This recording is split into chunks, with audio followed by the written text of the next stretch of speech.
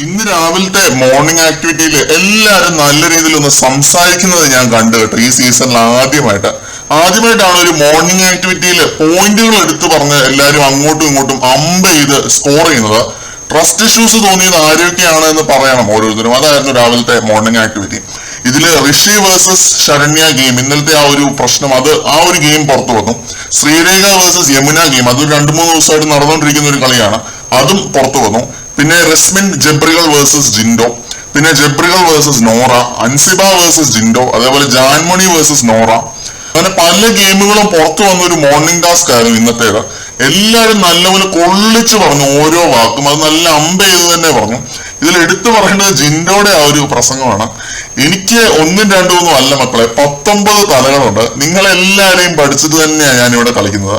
അപ്പൊ അതിനിടയ്ക്ക് നമ്മുടെ രശ്മിൻ കുന്നുവാവയെ തക്കുടുവാവയെ എന്നൊക്കെ പറഞ്ഞ് പ്രൊവോക്ക് ചെയ്യാൻ നോക്കുന്നുണ്ട്. ഇടയ്ക്ക് കയറുന്നുണ്ട് പുള്ളിയുടെ.